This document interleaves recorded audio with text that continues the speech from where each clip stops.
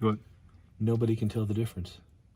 Yeah, they can. They cannot tell the difference. Dude, the audio, they won't be able to hear it if we have the car on.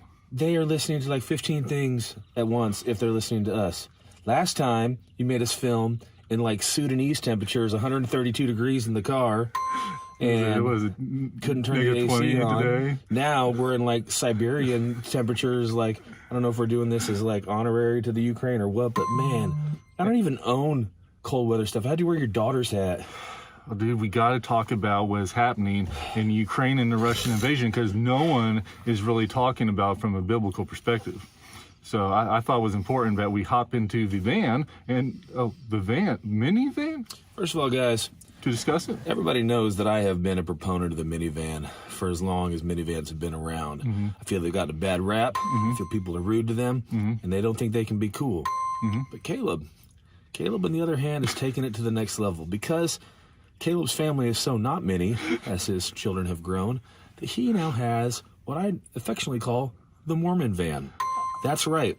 If you have sister wives or produce many, many children more than anyone in America should or does, you need a van that's got at least 15 passengers available in here. I can see all the way back to the other county that we came from. Congratulations on your van, brother. Anyways, for safety's sake, whenever you see us hop in a minivan or a van, it's because we have some prophetic things to talk about, and we're hiding in this mini Faraday cage so Big Brother or Mother Russia can't hear us. Friggin' Mother Russia.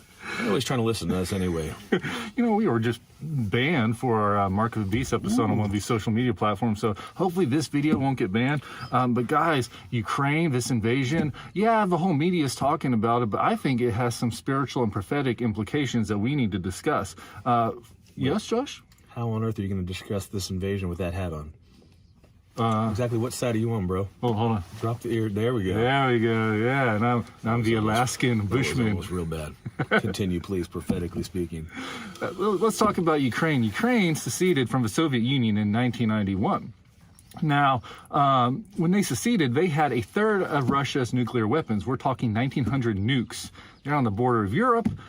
People were nervous about that because they became the third largest nuclear superpower overnight. Nuclear. It's pronounced nuclear. So in 1994, Great Britain and America and Russia came together and they said, if you give up all your nukes with the Budapest Memorandum, then we're going to protect you if anybody tries to attack you. See how well that turned out. Yeah, let me just tell you right now, if anybody ever approaches you and says, hey, give away all of your protective weapons, and I'll totally protect you, they're probably going to take your lunch money. Well, guys, if you've seen the movie Fiddler on the Roof, the history of Ukraine and the Jewish people go back hundreds of years. You know, during the Tsarist Empire of Russia, they took all the Jews and they quarantined them to the far western reaches of the empire in a place called the Pale. This encompassed Ukraine, some of the places today, and the Jews lived in squalor and in poverty. They weren't very beloved by the Russian people. Are we ever going to escape quarantines? Yeah, I would hope so. They suffered under the pogroms in the late 1800s, being massacred. And as in Fiddler on the Roof, you know the story of that, Josh. They were kicked out of their homes. They were kicked out of their homes. It's literally a loose biography of your life because he got like 87 daughters too. But they were kicked out of their homes. Yeah. And this is not the first time in history that this happens to the Jewish people, as you're talking about. Feifel goes west. The American Tail, the little mouse who's kicked out of Russia. He has also no cats in America. Historical facts about what's gone on historically. That's true. So the Jews had to escape to Europe, to America, even to Israel during that time. Of course, we know the end of the story of the Jews in Europe. 6 million of them died during World War II.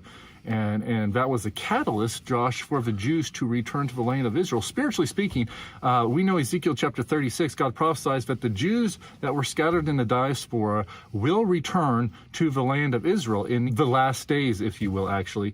And during that time, we see this catalyst coming forth again and again. There's 100,000 Jews in Ukraine today. Wow. And I think this is another catalyst of Russians invading, that may drive them back to their origin land, to Israel. Even the president of Ukraine is Jewish, and it seems they're being persecuted again. But there's more to this Russia dominance of Ukraine that meets the eye. Everybody's saying, with all the gas prices rising, the war's happening. Is there anything scriptural that talks about it, like Matthew 24? I believe Matthew 24:6-8 does talk about Putin. Hold on, let me read it for you. You will hear of wars and rumor of wars, but see to it that you are not alarmed. Such things must happen, but the end is still to come. Nation will rise against nation and kingdom against kingdom. There will be famines and earthquakes in various places. All these are the beginning of birth pains. So we're hearing of wars. Wars are going on. Rumors of wars. Rumors of wars? Does this have anything to do? Does Russia need to dominate Ukraine for the Battle of Gog and Magog to happen? Is there any connection with all this? Sorry, I think I got a little Gog in my mouth. Yes, that is 100% what I think is going on here. Many years ago, we did a series called Israel's Coming Wars. If we can't get the link on the screen, look that up on They'll watch it before it gets kicked off YouTube. Yeah, because it's talking about the conflicts of wars that are coming up in Israel. Psalm 83, we believe, is the first, and it's the Battle of Gog and Magog. Ezekiel 38, for those of you who don't know, we're going to explain to you what this conflict actually is. Ezekiel 38, 1-4 says, Now the word of the Lord came to me, saying, Son of man, set your face against Gog, the land of Magog, the prince of Rosh, Meshech, and Tubal, and prophesy against him, and say, Thus says the Lord God, Behold, I am against you, O Gog, the prince of Rosh, Meshech, and Tubal. I will turn you around, put hooks into your jaws, and lead you out with your army, horses, and horsemen, all splendidly clothed, a great company with bucklers and shields, and all of them handling swords. Now Ezekiel 38, 8 and 9 says, In the latter years you will come into the land of those brought back from the sword and gathered from many people on the mountains of Israel, which had long been desolate. They were brought out of the nations, and now all of them dwell safely. You will ascend, coming like a storm, covering the land like a cloud, you and all of your troops and many peoples with you. So guys, there's a lot of players in this Battle of Gog and Magog, this conglomerate confederacy of nations led by Russia. And we get a list of these biblical names. We have Magog, Meshech, Tubal, Persia, Cush, Put, Gomer, Tagmara, under this banner of Gog. And those are the modern day equivalents, Josh, of Iran and Turkey, Libya, Sudan, all the stands, Uzbekistan and Kazakhstan, Turkmenistan. Remember the game Risk? Yeah. Global Domination? I always chose to be Gomer. I don't know why. Had an affinity. So, guys, that Confederacy of Nations, Russia needs to march through land masses down to reach Israel. They have to first pass through Georgia. Georgia, as you know, in 2008, Russia already conquested them, just as they did to Crimea in 2014. What on earth do you get from Atlanta to Israel on foot? No, Georgia, the country beneath. So, if you, I know exactly how you get to Israel through Georgia on foot. So look at the landmass, guys. They march down through Georgia, then they have to go through Gomer or Turkey. They're already in alliance with them. Then they have to reach through Syria. Don't worry about Syria, guys. Isaiah chapter 17 takes them out. The Oracle of Damascus, they're not going to be a problem. They're going to march through to finally get to Israel. And guys, all this is important. Ukraine is important, Josh. It's not just the gateway, the key into Europe from Russia and all the oil pipelines, gas pipelines that are going through there. But I believe its territory as being the northern border of the Black Sea is prophetically important. Yeah, Russia has access to these ports in the Black Sea, but most people don't know that the largest naval battle in history occurs during the Battle of Armageddon. And Russia has a massive fleet of ships that participate in that in Daniel 11. Daniel 11, 40-41 says, At the time of the end, the king of the south will engage him, the beast, Antichrist, in battle, and the king of the north will storm against him with chariots and cavalry and a great fleet of ships. He will invade many countries and sweep through them like a flood. 41. He, the Antichrist, will also invade the beautiful land, Israel. More prophetic scriptures explain that scene, brother. Yeah, there is. But to get the full idea, we've talked before, and most people know that the Antichrist government is a confederacy of 10 kings. Most people think 10 countries. I believe the Bible gives hints that there are 10 regions around the world. And as Daniel 7:24 states, 3 of these kings rebel. He has to subdue them and put them into submission.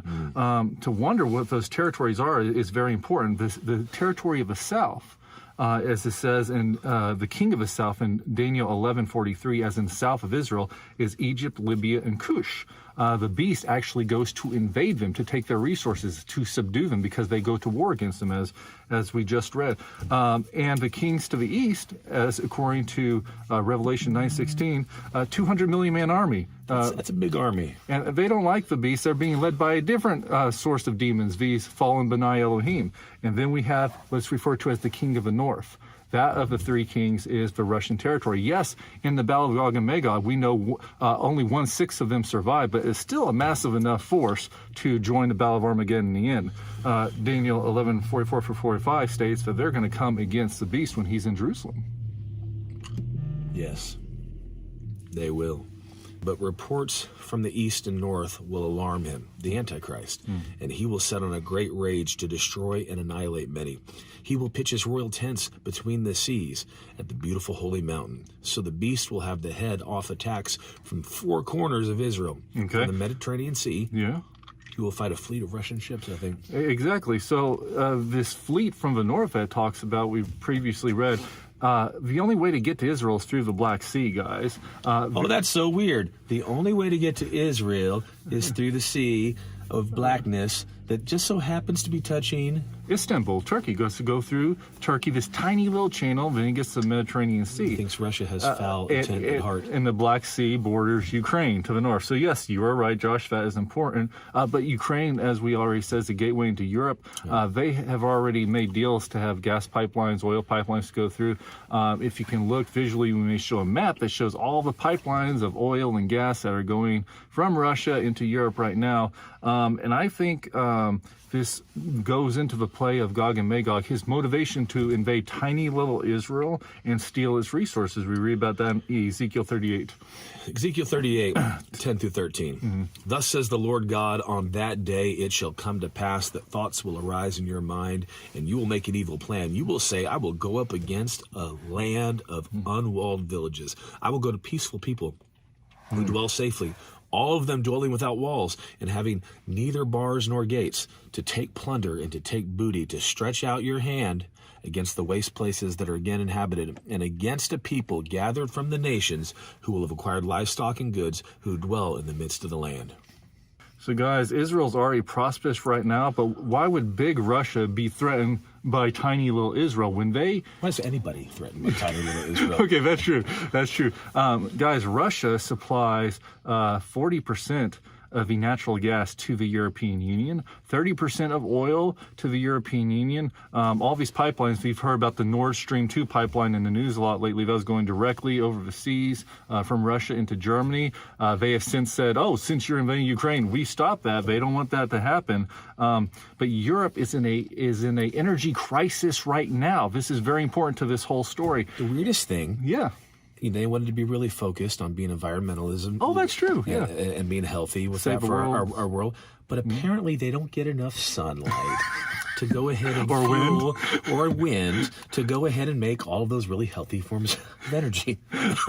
That's true. Get out of my mouth, Gog. More Gog. Oh man, Josh. So, anyways, guys, that's true. You had all these deals that the European Union has made the last 10 years. So Germany has been getting rid of all their nuclear power plants. No more coal, guys, because that's bad carbon emissions. They joined these pacts, all these European countries, to get rid of all this stuff. And when they got rid of all that stuff and had all these alternate sources of energy, they suddenly realized it's not enough energy to fuel their tiny country. So they looked to Russia to supply their natural gas. Now hold on. If Russia is supplying this gas, Yeah. and they're like, yeah, look at me, I have all this gas, and they're selling this gas, I mean, Israel, what gas do they have that could make Russia so greedy? Well, that's very interesting, Josh. So Israel, just in the past 10 years, this is very important, they have struck gas off the coast of the Mediterranean Sea. I've never been so happy that it's celebratory to have gas. Generally, when I have struck gas, everyone around me is having a bad day, but it's a good day for gas. This is good, clean gas. They makes struck gas off the coast of the Mediterranean Sea. This is important. I think Israel's going to strike oil also sometime in the future. Yeah, they are. Is this still going to be a threat to Russia? Well, Israel's been sharing that gas, selling it at a fair price to these countries in the Middle East.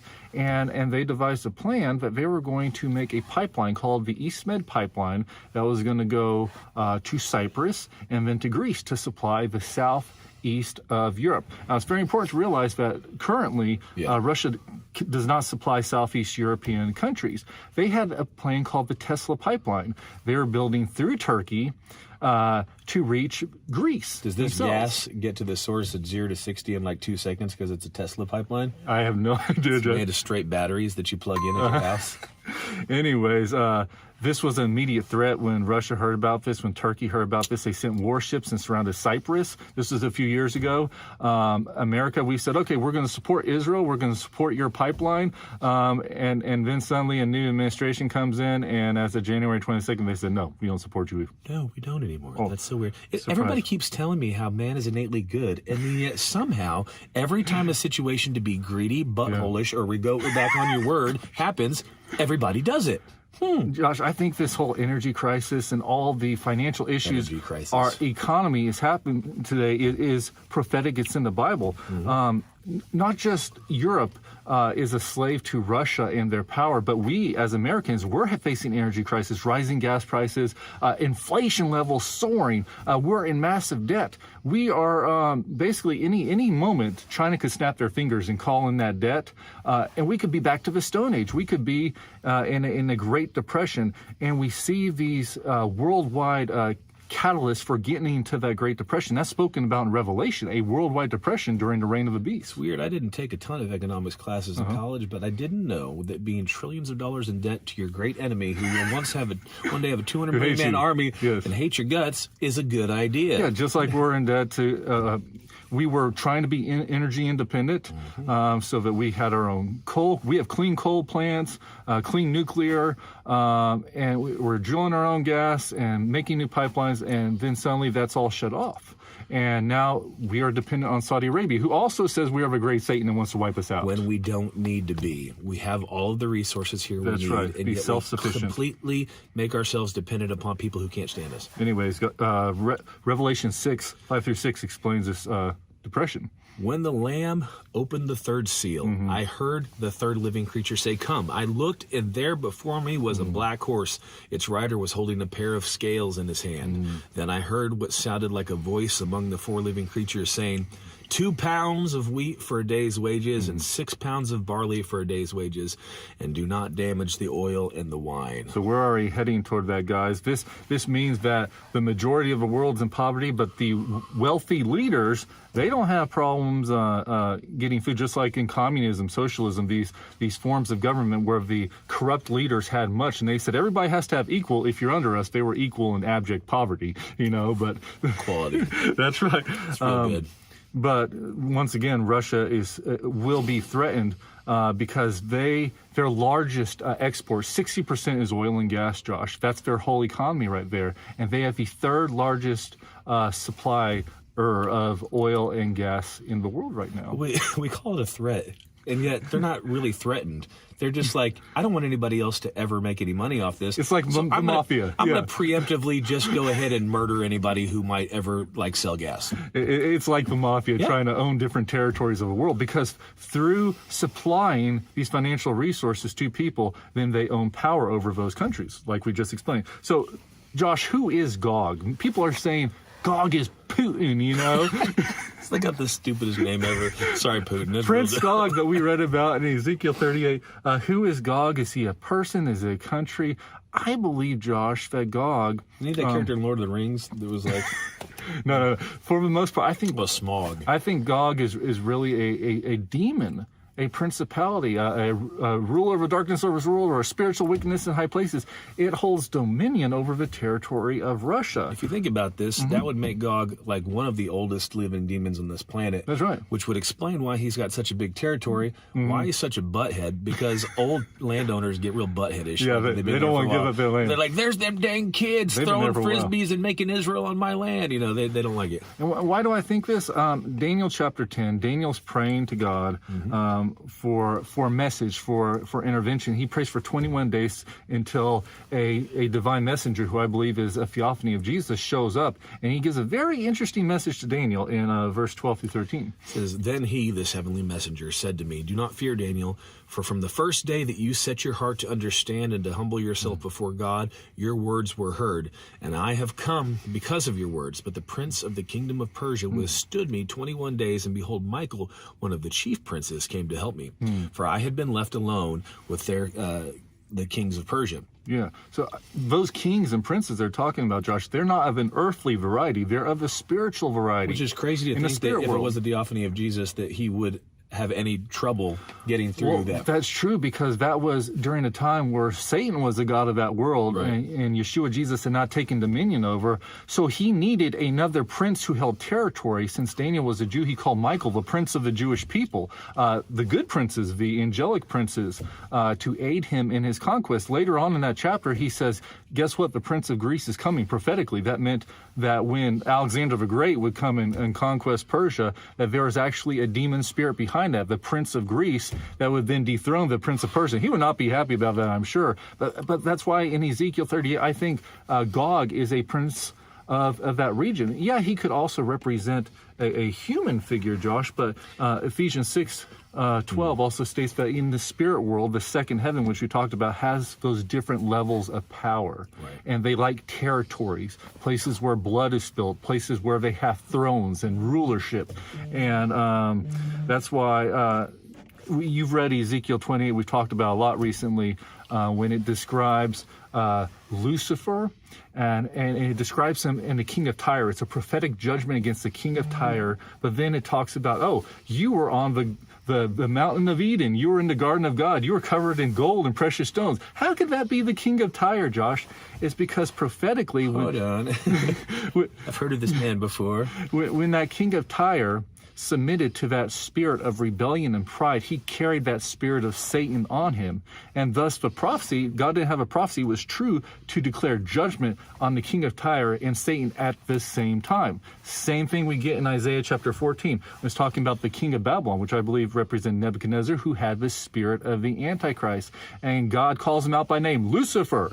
How you have fallen from heaven. Talking about the king of Babylon. Did he fall from heaven? No, it's still making that same comparison. So thus, there could be a ruler over Russia who will take that place of Gog being driven by him, but I still think it's a demon spirit. Spiritual, just like Jesus had to call out Peter one time in Matthew 16:23. Jesus turned and said to Peter, "Get behind me, Satan. You are a stumbling block to me. You do not have in mind the concerns of God, but merely human concerns." Yeah, see, Jesus just called Peter Satan. So unless Peter was actually Satan, you're suggesting that there were spiritual forces at play. Yes, there's spirits behind the inclinations of man that drive us to do terrible things.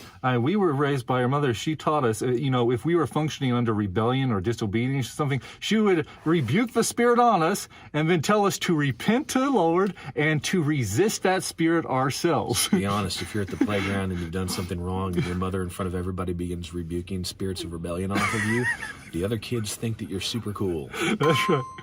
So yeah, Gog, Magog. What is the conclusion of this battle? How's it all end? God does deliver the Jewish people, but it's for a very specific purpose. Yes, it is. Ezekiel 39. 21 through 22. I will set my glory among the nations. All the nations shall see my judgment, which I have executed, and my hand, which I have laid on them. So the house of Israel shall know that I am the Lord their God from that day forward. Wow. Josh, most people don't understand the significance of, throughout all of Ezekiel, God saying, so that they may know that I am the Lord. This is the final moment in history where all the Jewish people, after having been gathered back to Israel, being attacked, God intervening and saving them supernaturally, that all the atheists, the secular Jews, the Buddhist Jews, everything, finally believe in one God, the God of Abraham, Isaac, and Jacob. And then they begin rebuilding the temple. Took y'all long enough. It's crazy. I love you. Don't think so, I don't.